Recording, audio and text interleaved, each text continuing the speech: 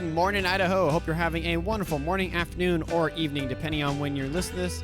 Welcome to the Local Yokel Idaho podcast, where we talk about what is going on in the wonderful state of Idaho. Today we have a bit more of a politically heavy episode, but don't run away. It's going to be a good one, trust me. The main stories today that are going to be talked about is the Idaho Transgender bathroom law going into effect, then some news about the Boise mayoral race, and then some talk about Sandpoint's war against Geese. That's a fun one. I'm looking forward to talking about that.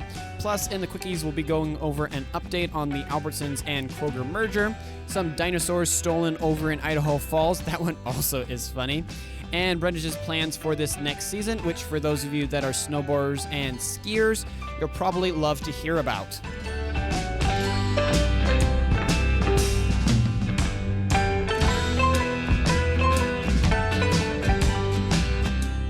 But hey, glad to have you here today. Please join me for the morning banter where I'll chat with you a little bit before we get into it. But I understand if you're short on time and prefer to skip the banter, you can use the timestamp that is in the description to jump straight over to the stories. For those that stayed, thank you for staying for the banter. I always love this time, a little bit more candid for me to talk and just share what's going on both in my life, things I'm kind of observing in the valley, and just generally to update you guys on what's going on in the podcast. Granted, I understand, if you got to run and it's busy, I've been there many a time where there's like the kind of intro and there's the laid back nature of a podcast. I'm like, hey, part of the podcast I listen to is for you guys to kind of inform me, and then the other half of listening to the podcast is for me to get information, and right now I just need information, which is perfectly fine, but I would like if you'd stay for the banter and chat with me a little bit. With all that said, I hope you all had a wonderful week. I know this week has definitely been Idaho being its premier fall self. The fall colors are out in full force, or at least starting in some areas at the latest, shall we say. It's been very, very pretty. I know driving around and you see those hints, and it's like this weird thing. The grass is still kind of green. It hasn't started to kind of go to its winter sleeping stages and stuff. But you then have all this color that's coming off the trees and everything, and it makes for this weird, interesting dynamic that's just beautiful. I don't think here in the valley we've had a frost yet. Granted, I was listening, who was it? I'm blanking the name now, but I was looking on Twitter or whatever, and I think I commented on his post or whatever, so you can find it over there on the Twitter page for the podcast. But he was talking about how they got like 5 inches of snow somewhere up north. A little bit. It eventually melted away, I think, but you're getting some of your snow-topped mountains back. The mountains are getting themselves ready for the holiday season, shall we say, which is cool to hear. I really, really, really wish that the Treasure Valley got more snow, honestly. I know some people don't want that. I feel like if we got more snow, the road system and the different agencies that handle all that would be a little bit more prepared because they'd be expecting it, rather than one year we have a ton of snow and then another year we have hardly any, if you know what I mean. But I would love more, because personally for me, there's this, as I've talked about, I think either here or maybe I mentioned over on Twitter, I think I talked to someone about it, I lose track here, but that there's this weird transition period here in the southern part of Idaho where it's, summer and you're sitting there and it's warm and it's nice, and then you start coming into that fall season, right? And it's getting a little bit cooler, a little bit more crisp in the mornings, and then it really starts to come in where, your highs are only sitting in that 70, 60 range, and your evenings are in the 40s and 30s, and so you're toying with that line, right? And then it finally frosts and all the colors kind of change, and it's just this all at once thing. And then you've got maybe like 1 to 2 weeks that it's going to be really nice fall weather that you can enjoy. And then boom, you're straight into rain. Your highs are 50, 40. You're regularly every night below freezing and stuff. But it's rain. It never like turns to snow. And then you have to wait till like the end of December. So you have to live with this rainy, cold, kind of dreary, cloudy, overcast kind of situation with all these dead leaves kind of around and trying to manage them until about like December-ish, I would say. Someone might correct me on that. And then we try kind of the latter half of December, we start finally maybe getting some snow and stuff, and maybe the wind will die down or pick up depending on the year sometimes. And I love the beginning and I love the end, but I really don't like the middle, which is like the story of my life in some areas where it just is, I don't know how to describe it. All the dead leaves and everything, I really wish it would just snow more in that period. Rain has its place, don't get me wrong, but I really wish that a lot of that snow or a lot of that rain. Man, my goodness, I'm having Freudian slips all over the place here. But that rain would be more snow in the valley, because I personally would love that. It's already cold. Just drop it a few more degrees, Lord, and give me snow instead of rain. But then, on the flip side, I hear some people that's probably like, Tyler, just come over to northern Idaho. Then you have that. And I'm like, yeah, maybe, but also for doing stuff for you guys, for the podcast and stuff, staying down here in the valley gives me a wonderful resource to be able to talk to some of the most influential parts of the state, in the sense of Ada County and Canyon County, how it affects the electorate, and also being able to meet a lot of people that are here at the Capitol in Boise, because I'm reasonably close. Thankfully, being here in Caldwell, I get a little bit of a distance from the crazy things that the mayor is doing there, but it's kind of its own shtick and thing. But speaking of northern Idaho, and especially the fall colors, I'm going to be heading up north here, I think the 20th, if that's a Friday. It's this coming Friday, as of you guys recording it. Yeah, it'll be the coming Friday. I'm going to be heading up north there to northern Idaho, and then I'll be coming back like on a Friday or something. Me and my grandparents were going to be going up with, I haven't decided, I don't think we figured out which way we're going to go. If we're going to go through the Oregon side, yes, I know Idaho's nice, but Oregon also has some pretty stuff to see as well. Not barring the politics, though. But going up through the Oregon side and then coming into kind of Lewiston, Clarkston area and kind of staying there and hunkering out, or if we're just going to go straight up or what, we haven't quite figured that out yet at all, but I do know it'll be a really fun trip. I've done it a couple times with them, and it's been super, super enjoyable. I want to make sure to get tons of different photos and videos and stuff. I might post them as things come out and stuff while we're up there, but to be sure, I will record and I will post some stuff and have that ready to kind of share with you guys. I'm really excited to go up there. I'm hoping I haven't missed the fall season up there. From the photos I'm seeing, it's not quite over. I know we're definitely going to try to see some of the different lakes and things up there, and also food, because eating at nice restaurants is always a plus. I'm really, really looking forward to being up there at Tomato Brothers. Oh, so tasty. If I haven't mentioned it before, some of the best Italian ever I've had is there in Clarkston at Tomato Brothers. I know it's not Idaho. Please do not crucify me. But it's really, really, really good food, and I'd highly recommend it if you're someone who's traveling through there to stop by there. You can write that down, Tomato Brothers, or if you're just someone in the area that is, kind of looking for something, I would highly, highly recommend it.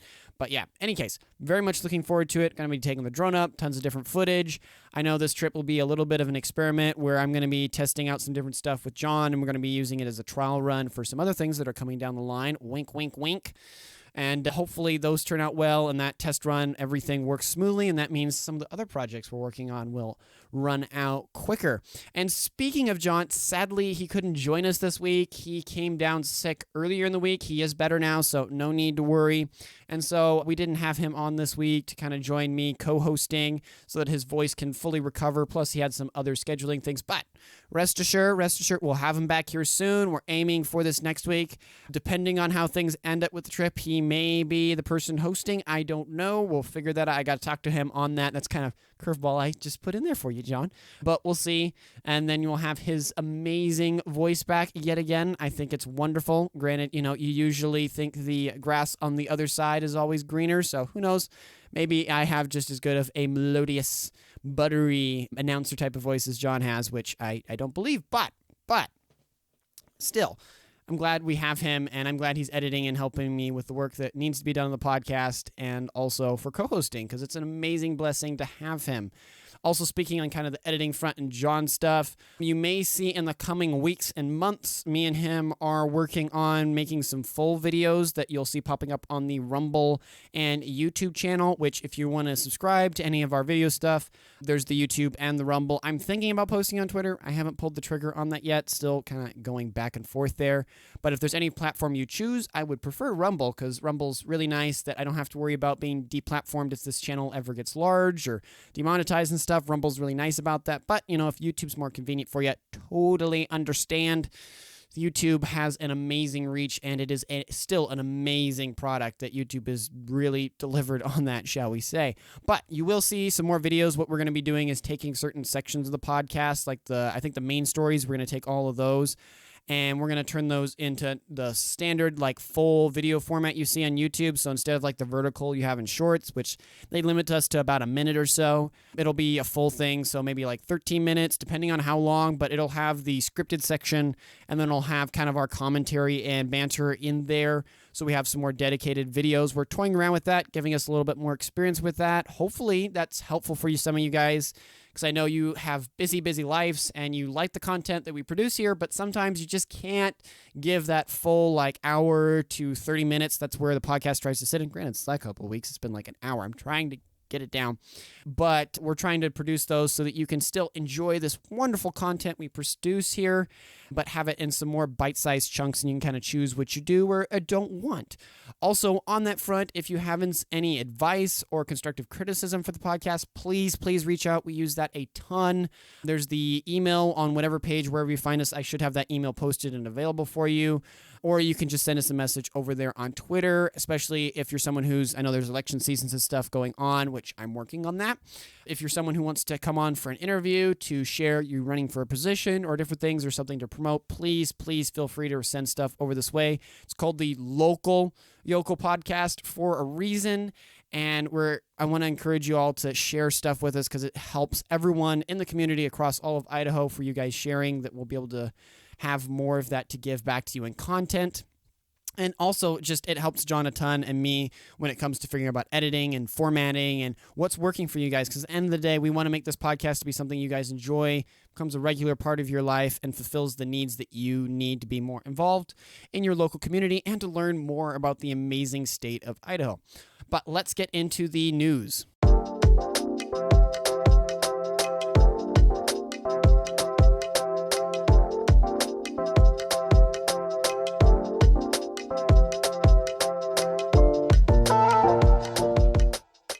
Starting off with our first story here, Idaho's transgender bathroom law gets the go-ahead from federal judge. This comes by KTVB 7 by Laura Guido.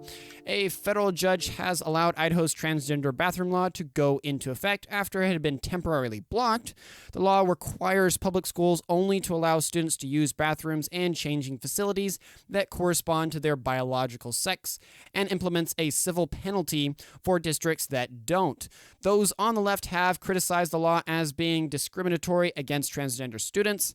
The judge wrote in his decision that legal precedent shows the state has a legitimate interest in protecting privacy when it comes to bathrooms and other changing facilities. However, he argued that there is no evidence that transgender students have engaged in behavior that infringes on others' privacy. He wrote that SB 1100 is based on sex and not gender identity, and that it does not inherently discriminate against transgender students. The lawyers representing the plaintiff disagree and say that the rule puts transgender students directly in harm's way, which, a lot of stuff to say there, but point in case, I think this is a wonderful thing to hear for most of American history. And granted, for most of the world, we understood this. There is a huge chasm of difference between men and women. Yes, we're both human beings, right? We have that commonality. We're both image bearers, God made in his image, right? But we both have complementary roles we have in society, and both of those are different and unique. And because, sadly, of sinful nature and other temptations and things, we need these separations. We need these spaces for both men and women, especially with the undressing part when it comes to changing rooms and bathrooms and stuff. And we've seen over the last couple of years, especially I think the Daily Wire, I don't remember the right case. I want to say it was back east in Kentucky or Tennessee, or it might have been Ohio, where there was a transgender student that went into a bathroom and did some certain things, which for all the parents out there, you can go look that up. I know there's people that play this with the kids and the family listening, so I'm not going to go into that at the moment, but you know what I'm talking about. Plus other cases that if you're willing to dig, you can find. If you're someone who wants to object, please reach out and I'll try to find those resources for you. All that to say, I think this is a wonderful thing. Glad to see that it is moving forward here, especially when we're seeing the will of the people is being exercised. We're voting certain senators and representatives into our governmental system here in Idaho, and they're passing laws that I would say most of Idaho, if you look at different surveys and statistics, supports from a God-fearing standpoint for all of reaching across the aisle, right? For the Mormons and the Catholics and the Christians and everything in between, right? That this is something that all of these different religions face, and groups here in Idaho are really desperately fighting and wanting. If I remember correctly, when writing this bill, it was written by Crane, the younger one that's there in the Senate. And then I think it was helped by Idaho Family Policy Center, which highly would recommend. They're an amazing resource. I've talked to Blaine many a time. Great, great guy. If you're wanting to learn more about kind of the Christian perspective within politics and kind of being kept a little bit more up to date, he is also a wonderful resource on that.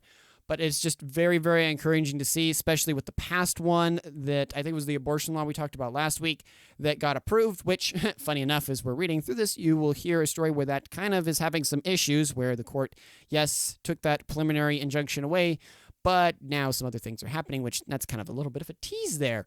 But this is very, very encouraging to hear and very, very glad to hear. It's actually going in effect today, the day I'm recording, which is the 14th of October. It goes into effect like, I think, 11, I don't know why, it was like 11:52, something like that. Granted, you're probably going to pull it on, I'm going to be way off the ballpark, but I looked it up. It goes into effect and stuff, which is super, super encouraging to hear, especially as we're going into the school season here. We've already kind of started a little bit, but at least we'll have the majority of the school season where this will be applying to schools and stuff. Now, moving out of politics just a little bit, we go to the Boise Airport moves to solar. This comes by the Boise Dev by Margaret Carmel. The city of Boise is moving closer to its goal of powering city facilities with 100% clean energy by 2030, with the approval of a power agreement with Idaho Power to purchase enough energy from the Black Mesa Solar Energy Facility in Elmore County to power the Boise Airport and Lander Street water renewal facility through 2043. The agreement was approved unanimously by the Boise City Council, and Mayor Lauren McLean commended the city staff for their work. Quote, "This gets us ahead of schedule, and I know we will beat those goals, and it is because of the commitment of our staff, the community partnership with Idaho Power, and so many people involved along the way, including our residents, who really want us to lead and recognize this will save us money in the long run by purchasing power at rates determined today for the next 20 years, and it is clean power." To give some context, Lander Street and Boise Airport make up 11% and 15% of the city's total electrical use, respectively. The city's largest user is the West Boise Water Renewal Facility, which uses 30% of the city's power.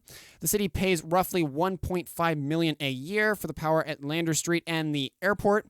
Now, the power from the solar farm will not directly be piped to the Boise Airport and Lander Street.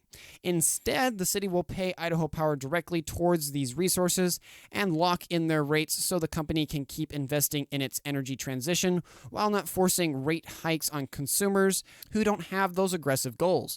The power coming to the airport and Lander Street will not be any different, and it will not add instability to those two facilities. But what this agreement does is confirm Boise's rates for electricity through 2043. In the first 2 years of the contract, the city will pay a premium toward the power from the solar facility, toward getting the facility up and running. And then by the third year, the power costs will be the same for the city. By the other years, the city is expected to be paying less for the electricity from this facility than any other Idaho Power consumer.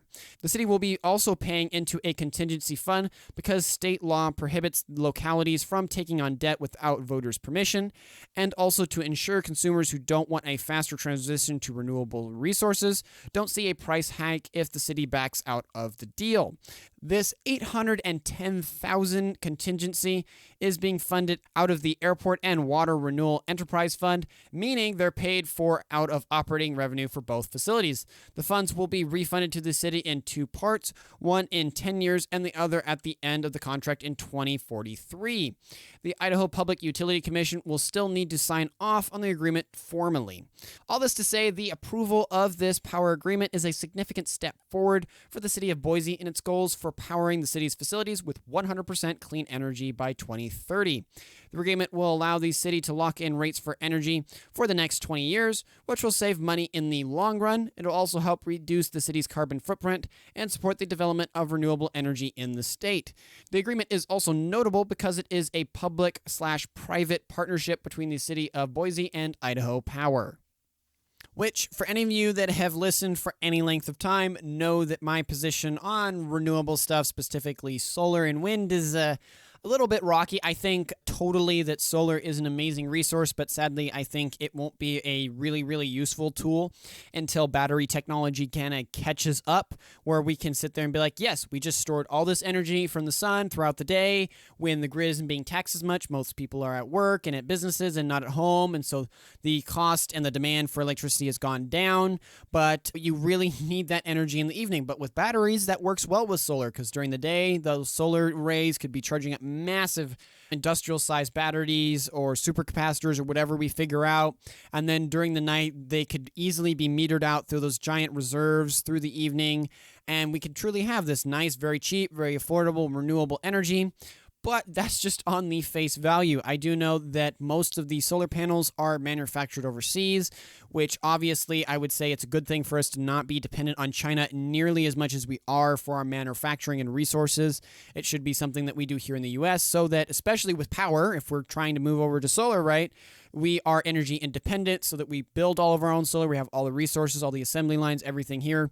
So if, for instance, a World War III looming on the horizon were ever to happen, it wouldn't affect our energy production, and also for the amount of jobs it would bring to the U.S. On the flip side, I've many times talked about that nuclear, I think, is a way better option.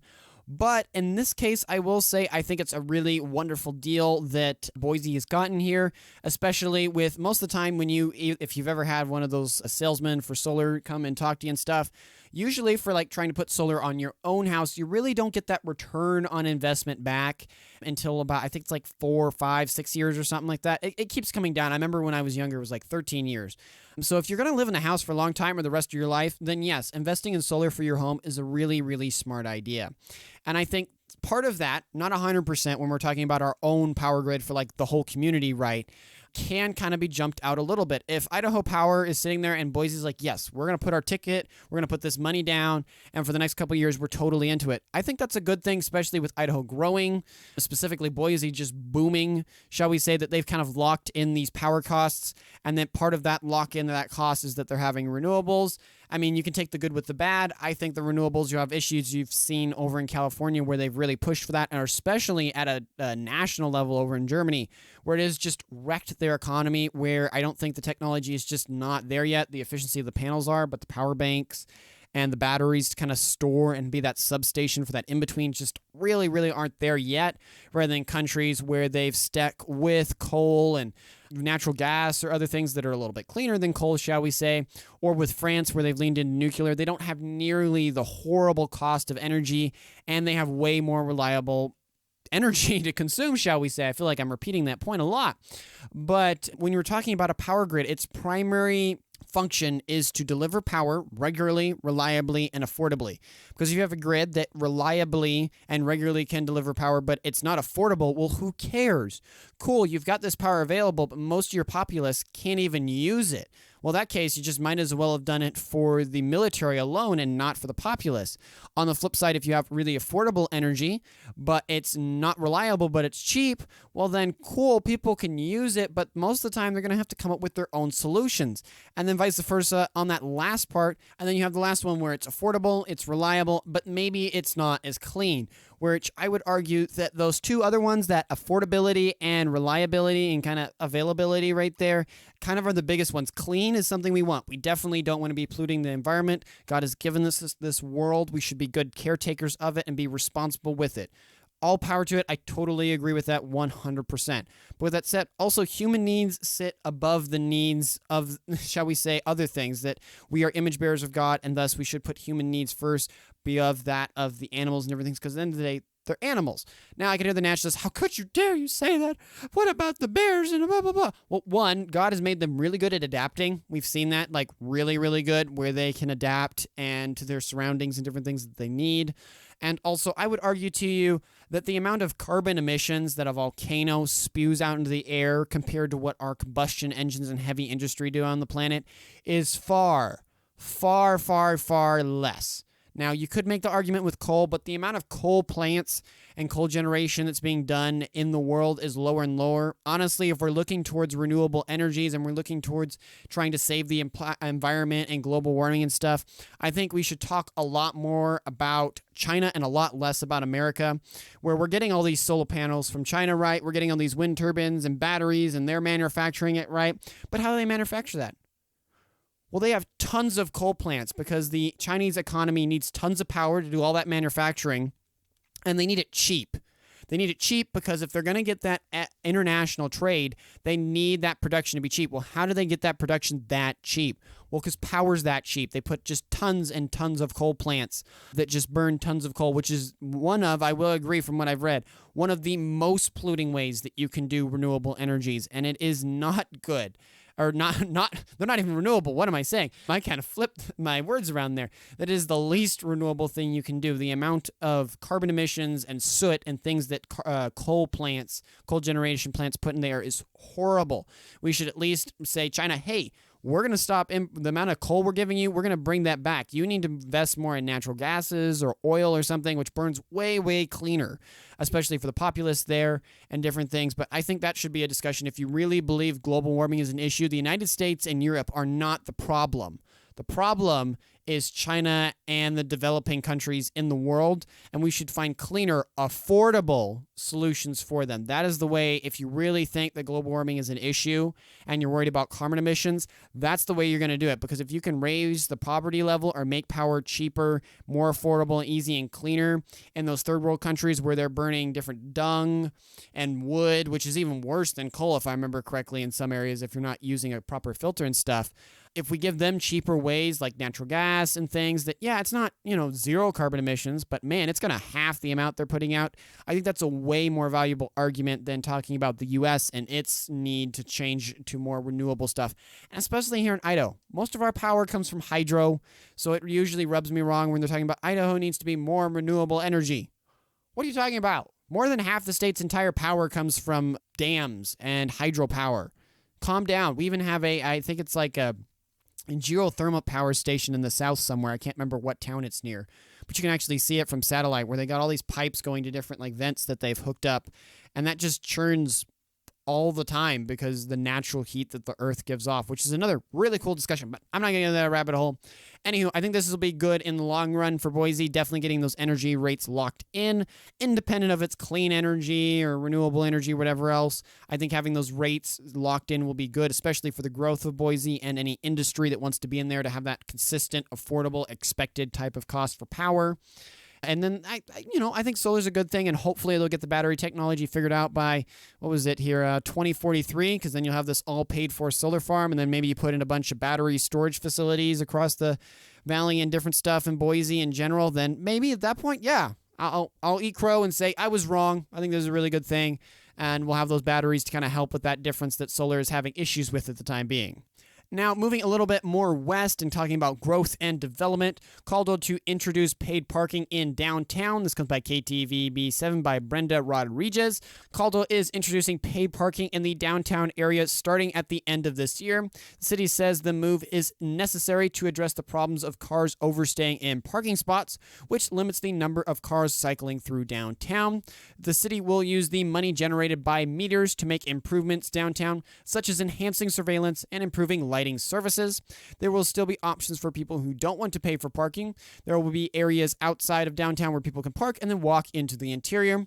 The city says they will continue to work through the challenges of implementing paid parking and are excited to see where the new developments go. Now, as some can guess, the introduction of paid parking in downtown Caldwell is a controversial move. Some businesses support the change, saying that it will help bring more businesses into the area. Others are concerned that it will discourage people from coming downtown. The city says that they are committed to making paid parking work for everyone. For example, they scaled back their original plan to charge $1.50 per hour. And as mentioned earlier, they'll be using the money generated by the meters to make improvements downtown.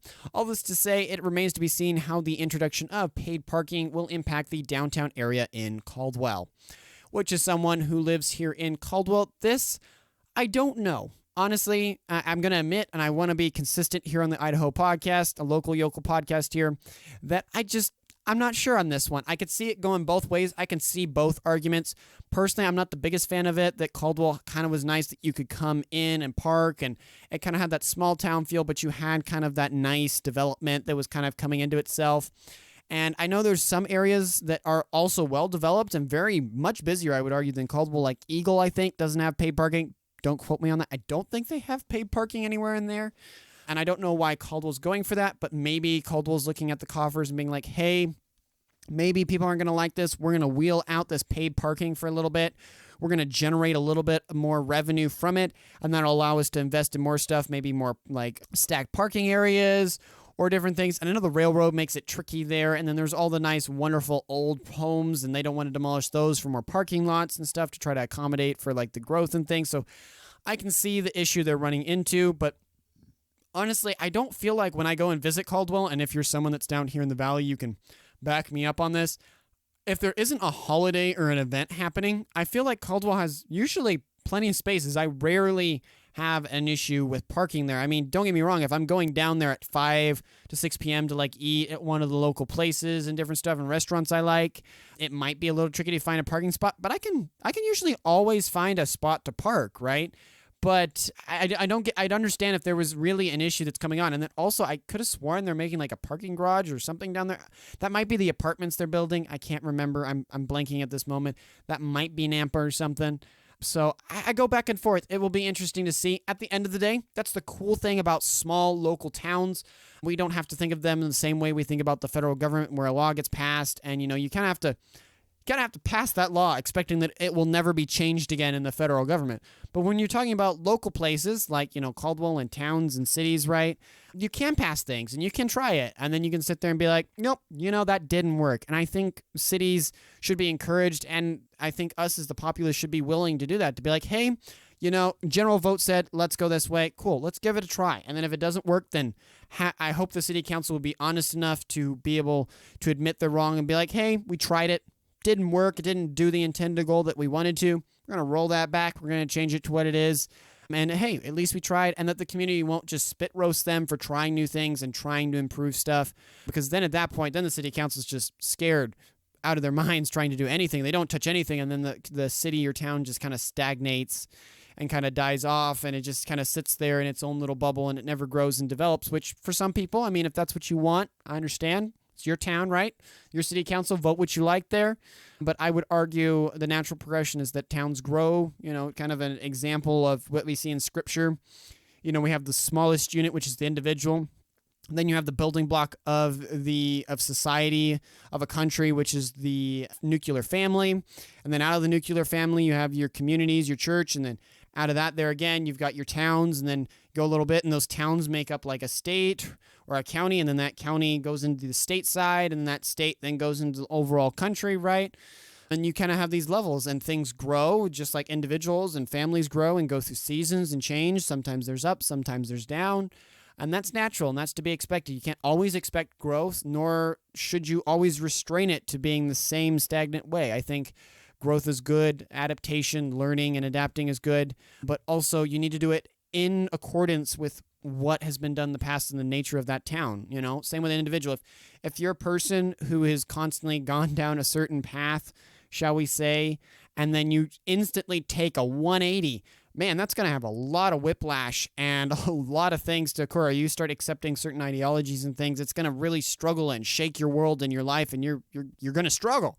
Same thing with a community, same thing with a town, that if 1 minute, you're the country town or whatever, and then you instantly flip a switch and decide you want to be big industrial corporate America, Chicago, heavy industry type of town, right? And you're switching from agrarian type of culture to more of an industrial type of culture. That's going to have a lot of growing pains, and there's going to be a lot of angry and frustrated people and stuff, rather than saying, hey, we are a country town.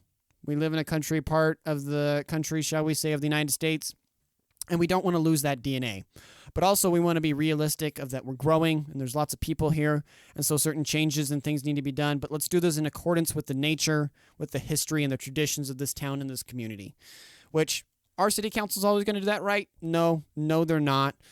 But with that said, one can hope and pray, if you're involved in your local politics, going to your city council meetings and different things, right, that hopefully that will come about in your community. Your involvement will kind of transmit that into your city councils and your boards and different stuff, because you'll be keeping them accountable. Because at the end of the day, they're humans, they're sinners, they need help, you need help.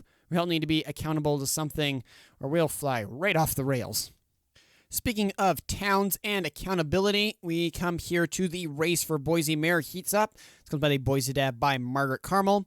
Boise mayor candidate Lauren McLean, Mike Masterson, and Joe Evans, and Aaron Reese participated in a forum hosted by the City Club and League of Women Voters this week. The candidates answered questions on their vision for the city of Boise's housing policy, the management of the Boise Police Department, and how or if the city should stand against Idaho's strict abortion laws. McLean and Masterson have different priorities when it comes to Boise's housing policy, obviously. McLean believes that affordable housing is the city's most pressing issue, while Masterson believes the most pressing issue is a demoralized Boise Police Department.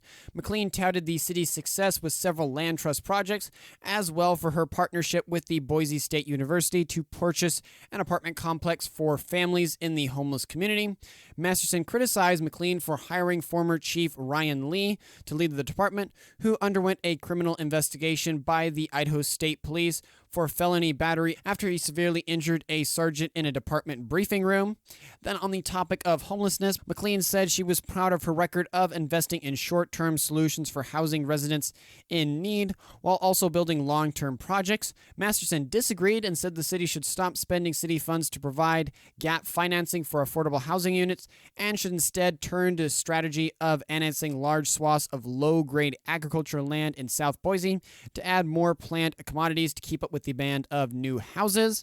And then on the topic of abortion, which is the hot button one here, since the U.S. Supreme Court overturned Roe v. Wade last year, abortion rights have been left up to the states. McLean and the Boise City Council passed a resolution following the decision, deprioritizing investigation into abortions in the city limits in response to Idaho's strict abortion ban with criminal penalties. Masterson said McLean's public stance on this issue and other national or state political issues is a mistake. He said he doesn't believe politics should dictate the matters of women's health, but instead the city should focus on quietly working with the legislature to revise their moves like cutting funding for child care, parental care, and Medicare, and the state's maternal mortality committee. All that to say, the election for the Boise mayor and the 4 city council seats will be on November 7th, which, as a person, I grew up in Boise for about 15 years. And it's a town I love. I've come to very much adopt Caldwell to be my home now, and I love it a ton. But there's still a part of me that there's tons of Boise where I have tons of memories and things growing up there and biking, and tons of friends and people that I have there and connections. I will admit with this race, personally, just, side thing out there for disclaimer, I am not a fan of Mayor Lauren McLean, specifically on how hard she is pushed on especially transgenderism, where I know a ton of people that have grown up there in Boise, and just the state in general does not support that, and yet she keeps trying to shove it down everyone's throats that, Boise is this friendly LGBTQ haven or whatever else, which it's not. Honestly, it's not. The majority of people, I don't think, in Boise support it or are even in that class.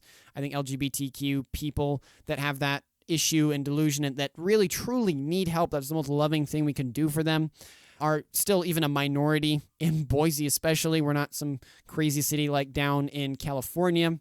I will admit, I don't fully agree. This is my commentary, my opinion, kind of putting that disclaimer there. But that Masterson is not my first pick, shall we say. But I think he's a way, way better option than McLean. I'm really hoping he wins his race.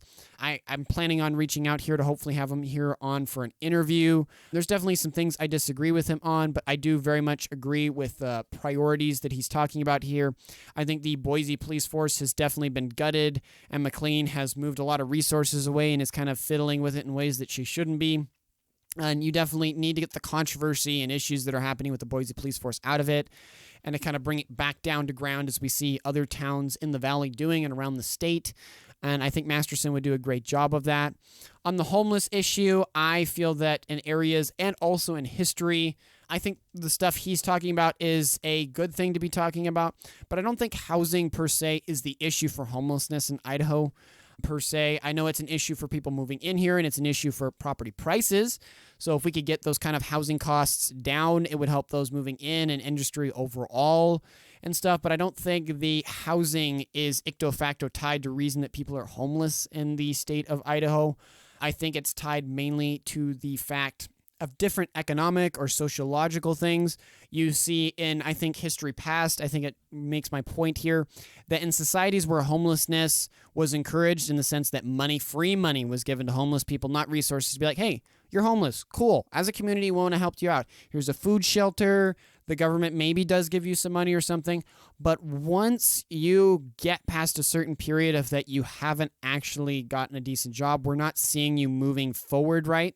We're not seeing you actually getting a job. We're not seeing you moving out and different stuff, a time frame, right? Not just a economic thing, because we see that in other areas where there's different programs the government has done and said, hey, once your income gets to this level, then cool, you don't need us anymore.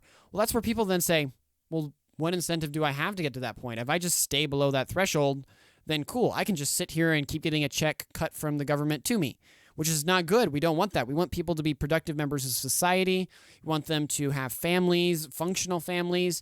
We want them to have enough money and discretionary income that it can be infused back into the economy. We want them to have homes. We want to have them be productive members of the community. And I would say, there's a certain point to being like, hey, we don't want this huge government bureaucracy that's trying to look at every part of your life if you get poor. That makes kind of this almost like state class of people and different things, right?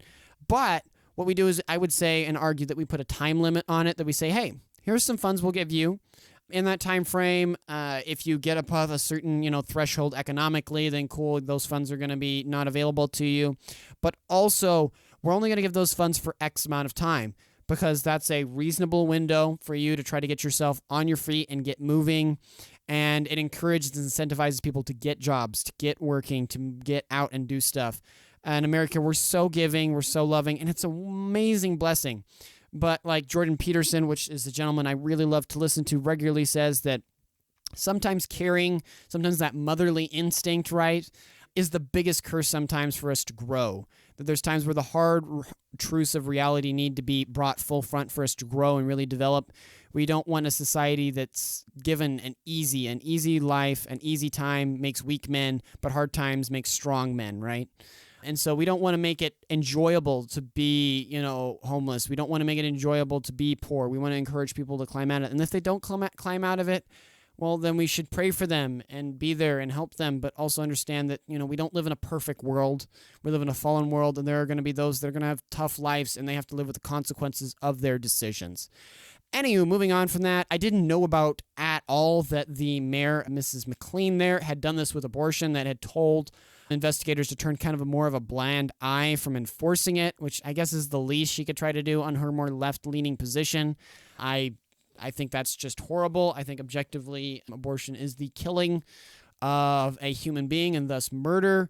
And so I'm really glad Idaho is trying to get laws, stuff, and pass to try to fight against this. I think we're going to look back in history and see that this was just a horrible, horrible chapter in history. And for those that didn't stand up and fight against it, that the certain amount of guilt or weight should be placed upon that. But in any case, something I definitely wanted to share with you.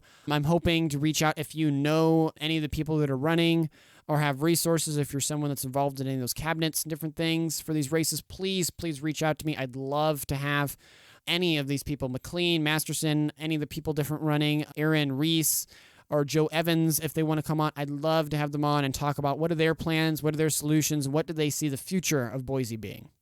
Now, coming to our last story, I didn't have like a really fun, interesting, cool one. There are a couple kind of like that in the Quickies, which you should stay around for.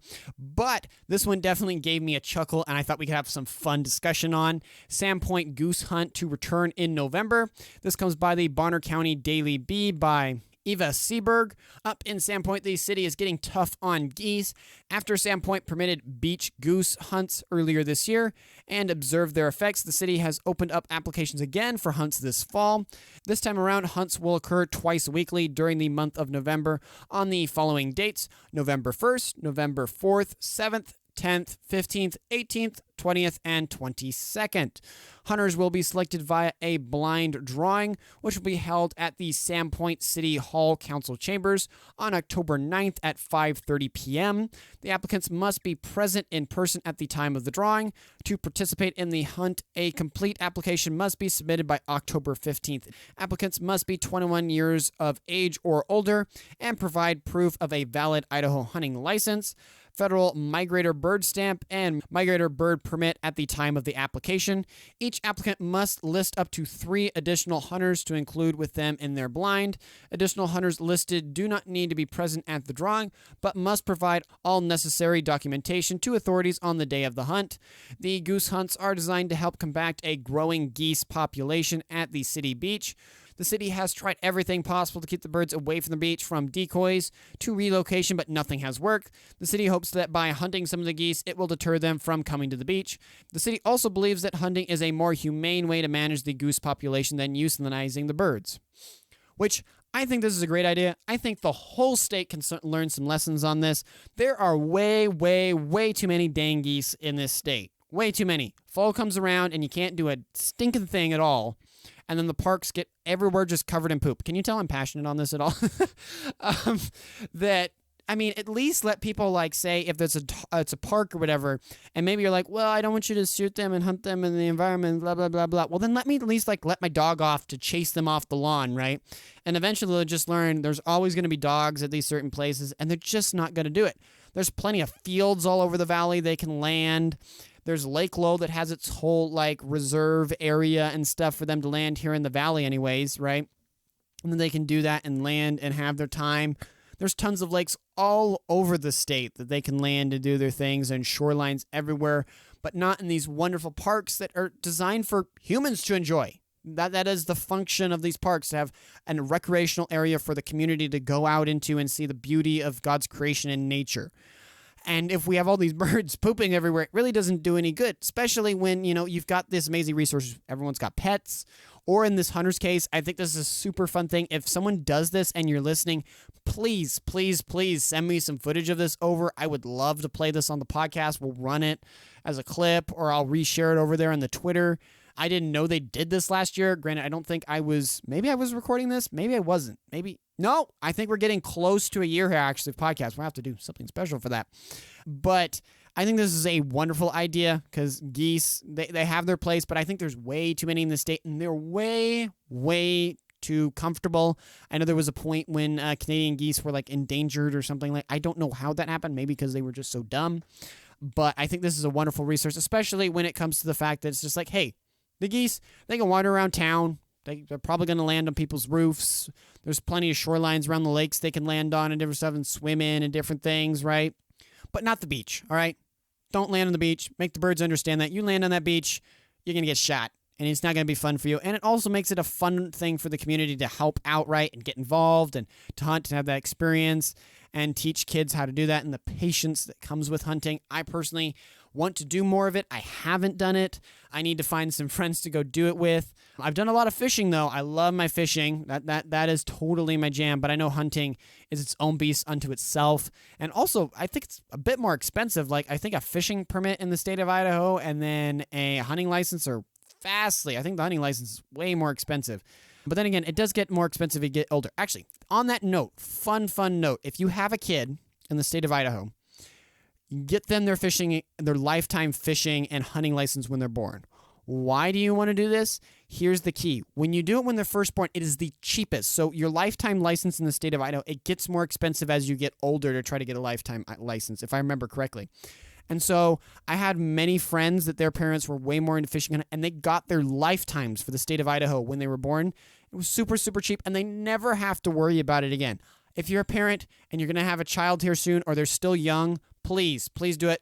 You will thank me later. They will thank you later that they have that amazing resource, especially in this wonderful state of Idaho. The only exception I could see is if you're a person who's always traveling, then maybe. But even then, if it's cheap enough, I just do it. And even if you're in a different state, at least the kid can be like, hey, if I ever want to go to Idaho, I can fish and hunt for free, which is a wonderful blessing. But in any case, a funny story to hear about going on up there. If you're someone up there near the Sandpoint area, you might want to check into it. A little bit of a fun thing to do and help out your local community up there north.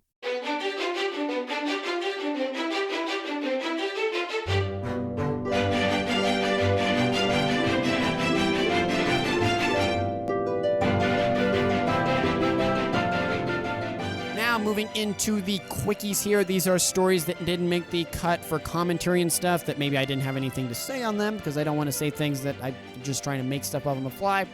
Or they're stories that just didn't seem to be relevant for the main story and kind of that front page news type of thing, right? But I still wanted you guys to know about. Starting off here with our first story and our first one for Albertsons. There's two in here. I kind of split them up so they're not back to back. A story that has been cooking in the background, I've mentioned on here a couple times, is the Albertsons and Kroger merger. As many of you know, Albertsons has been a major presence in Idaho since its founding in Boise in 1939. The company is the state's fifth largest employer and operates 44 stores in the state, including the 5 under the Safeway brand. In August of 2022, Kroger, the nation's largest grocery chain, announced its intent to acquire Albertsons. The deal, which is expected to close in 2024, has raised concerns about the future of Albertsons in Idaho. Kroger has not said where it would base its operations after the deal is completed, and it has refused to say which Idaho stores would close. However, Kroger has said that it would sell at least 413 stores to regional grocer C&S, including 13 stores in Idaho. As one can guess, the deal could significantly diminish Albertsons stores' home presence in Idaho, especially if the stores it sells are mostly in the Boise market. This is possible as Kroger is selling stores to ease regulatory concerns over competition, and selling Albertsons locations could help ease market concentration in the Boise market with Kroger's Fred Meyer, which if you didn't know, Kroger owns Fred Meyer. Notably, Kroger has decided not to sell any Fred Meyer locations, instead shedding Albertson stores. Data provided by CSN to the Boise Dev indicates that the average Fred Meyer store brings in a higher volume of grocery sales per location than the average Albertsons location does. So sadly, the fate of the Albertsons companies, if the proposed deal from Cinemac-based Kroger goes through, is uncertain. Kroger has not been transparent about its plans for Albertson and has refused to say which Idaho stores would close. As many of you can guess, the proposed acquisition of Albertsons by Kroger could have a significant impact on Idaho. The deal could lead to the closure of Albertsons stores, which could reduce competition and lead to higher prices for consumers. Additionally, the deal could lead to job loss, as Kroger has said that it would sell at least 413 stores to regional grocer C&S, which we've already mentioned. The deal has also raised concerns about the impact on Idaho's economy. Albertsons is a major taxpayer and employer of the state, as we've mentioned above, and if the deal leads to the closure of Albertsons stores or job losses, it could have a negative impact on our state's economy and especially small regional local economies in the state. Now, moving to our next story here. This is one that I know I've heard talked about a ton here in the Valley, and a lot of people definitely heard it. Gas line explosion prompts evacuation in Middleton. This comes by KTVB7 by staff. A gas line explosion near the intersection of Purple Sage Row and Duff Lane in Middleton prompted evacuations this last Thursday morning. The explosion occurred after a worker driving an excavator dug through a 22-inch natural gas transmission line. The worker was taken to the local hospital with minor injuries, and residents within a 4-mile radius of the intersection were evacuated. The evacuation notice was lifted around 11:40 a.m. the same day, and residents were then asked to shelter in place as Williams Pipeline worked on, quote, locking out and tagging out the valves on both ends, end quote. All evacuations and shelter-in-place orders were lifted by 2:10 p.m. Thursday, and students in the Middleton School District have returned to normal operations, and there should be no interruptions for local gas as a result of the explosion. The gas line explosion in Middleton is a reminder of the importance of safety when excavating underground utilities. It is also a reminder of the potential danger of natural gas and the importance of having a plan in place in case of an emergency. The fact that no one was seriously injured in the explosion is a testament to the quick response of first responders and the cooperation of residents. Then swinging back around to Kroger here just a little bit, but it's something kind of out of state that's relevant. California AG may sue Kroger. This comes by the Boise Dev by Donde. If you didn't just get enough of the Kroger and Albertsons news, here's just one more story. The pressure on Kroger in its bid to buy Boise-based Albertsons continues to mount. California Attorney General Rob Bonta told Reuters Thursday that his office may sue to block the deal. Bonta said he is concerned about the potential for increased grocery prices, decreasing revenue from California farmers, and an impact on workers. He also met with the Federal Trade Commission Chair Lina Khan in Washington, D.C. to discuss the merger. Khan has also signaled concerns about the grocery merger in general. A Kroger spokesperson pushed back against Bonta's comments, saying that the deal would lower prices for consumers, securing union jobs, and direct more food to hungry families. However, Kroger has provided scant proof of these claims, and the Boise Dev analysis found that its pledge to invest $500 million in lowering grocery prices would equate to about a 2% per shopping trip decrease. The spokesperson also claimed that non-union retailers like Walmart and Amazon would benefit if the deal doesn't go through. However, Kroger says it hopes to close the $24.6 billion deal early next year. If the deal goes through, the new combined company would put Fred Meyer and Albertsons under the same cooperative roof. In Idaho, 13 Albertson stores would be sold off to smaller wholesale companies. The potential lawsuit by the California Attorney General is a major setback for Kroger's proposal for the acquisition of Albertsons. The deal has already been met with opposition from consumer groups and labor unions, and California Attorney General's lawsuit would further delay or even derail the deal. The deal is also facing scrutiny from the Federal Trade Commission, which is responsible for reviewing mergers and acquisitions to ensure they do not reduce competition. The FTC has expressed concern about the potential for the deal to lead to higher prices for consumers, and it is possible that the agency could challenge the deal. Now, kind of moving out of that whole thing and over into a fun one here. Dinosaur statue found after being stolen from Idaho Falls home. This comes at East Idaho News by Kathleen Hart. A dinosaur statue that was stolen from a home in Idaho Falls has been found. The statue, which is one of 3 that are a popular neighborhood attraction, were found by a couple of hunters who were scouting deer near Taylor Mountain. The statue was welded to the ground, so the thieves must have broken off the welds in order to take it. The family that owns the statue is offering $200 reward for information about who stole it, but they are grateful to have it back. The theft of the dinosaur statues was a puzzling and disappointing event for the Murphys and their neighbors. The fact that the statues were welded to the ground suggests that the thieves were determined to take it. It is possible that they were planning to sell it or keep it for themselves, but it is unsure at this time. Then speaking of that Idaho abortion ban stuff that we were talking about earlier, Idaho abortion ban temporarily blocked in medical emergencies again. This comes by KTVB, said by staff. In the latest twist of the legal battle over Idaho's near-total abortion ban, a federal appeals court has temporarily blocked the law from being enforced in emergency medical situations. The 9th U.S. Circuit Court of Appeals granted a request for a rehearing before a full judicial panel following an early ruling on September 29th that had allowed the abortion ban to take full effect. This new ruling puts a pause again on abortion laws when it comes to cases where abortion is deemed necessary to prevent the death or serious impairment of the mother. The Biden administration sued Idaho in federal court, arguing the state's near-total abortion ban violates the Emergency Medical Treatment and Labor Act, or EMTALA, which requires hospitals to provide stabilizing treatment in emergency situations. The rehearing marks the next phase in the high-stakes legal fight over the state's abortion ban since Roe v. Wade was overturned. This decision will have significant implications on whether federal law supersedes strict state abortion law restrictions when a patient's life is in danger. This temporary block on Idaho's abortion ban in medical emergencies is a negative step back for those fighting against abortion in the state of Idaho. However, the rehearing by the full judicial panel of the 9th Circuit Court of Appeals has far-reaching implications for abortion access in other states with strict abortion bans. If the court rules the federal law supersedes state law in emergency medical situations, it can make it difficult for other states to enforce their abortion bans in cases where the life of the mother is at risk. The legal battle over Idaho's abortion ban is a reminder of the fight that is currently brewing in America over the question of abortion. Now, I think we're out of the political topics here, moving into a far less political one and totally abstract in a sense. Out there in the solar system, annual solar eclipse to darken Idaho skies. This comes by KTVB7 by Rachel Garceau. An annular solar eclipse was visible in southwest Idaho on the morning of Saturday, October 14th, 2023. It was the first annular eclipse to occur in the U.S. since May of 2012, and the next one won't happen until 2039.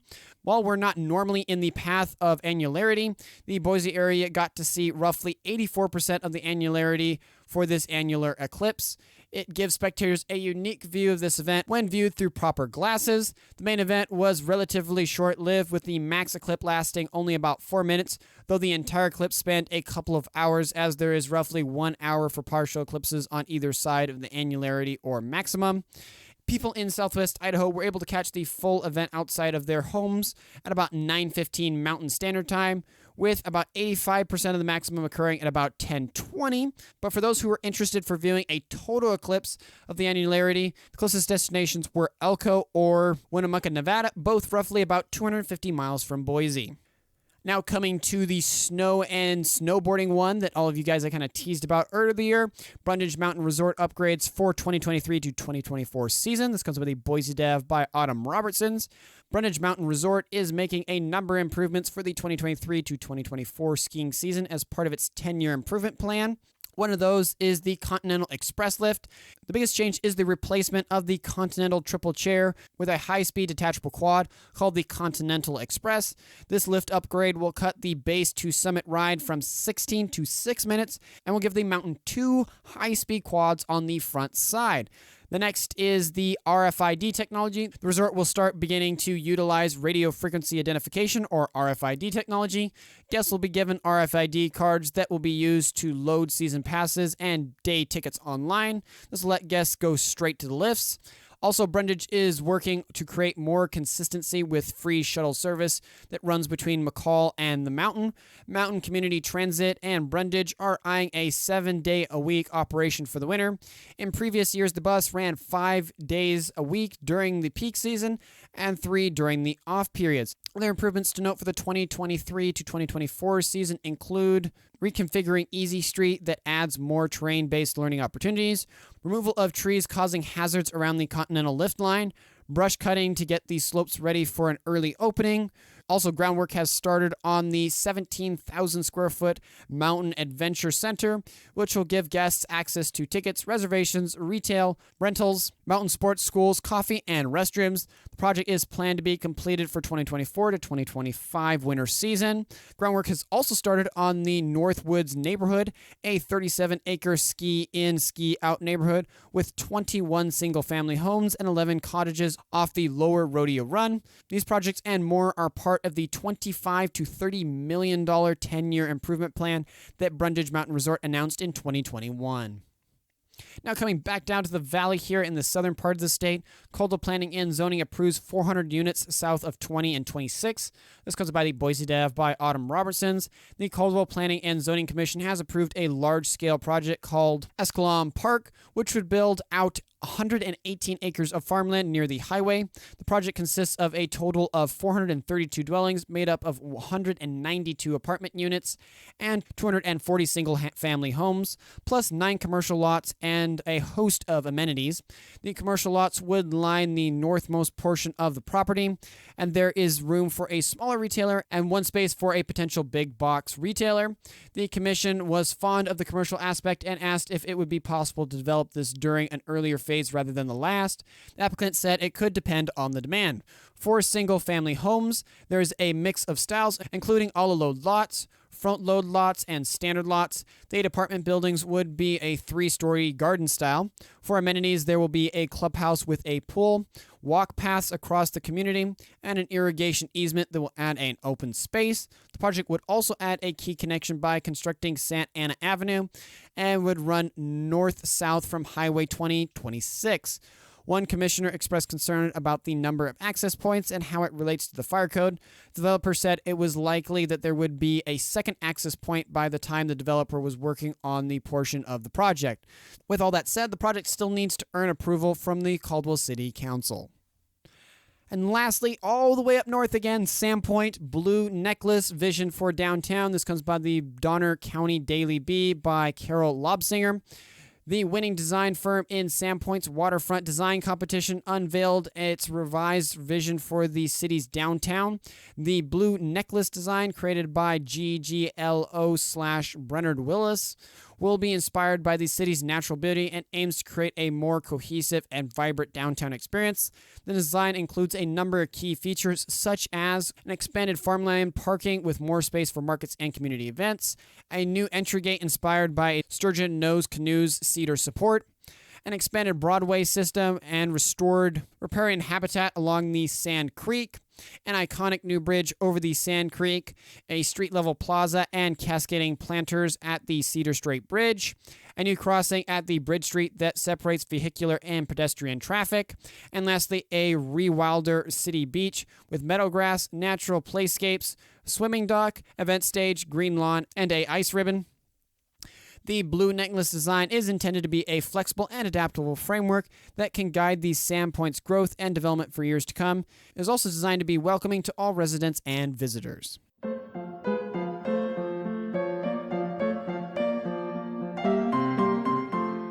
With that said, we've come to the end of the episode. Thank you for listening to the entire podcast. I sincerely hope you found it enjoyable and valuable. If I missed any important points or provided incorrect information, please feel free to reach out to me via email at localyocalidaho2022@gmail.com or on Twitter by tweeting me at localyocalidaho. With the small team we have here, we're not able to cover everything, but we do our best to cover the most interesting and important stories. Thank you for your continued support and assistance. That's all for now, and I wish you a fantastic rest of your week. Godspeed.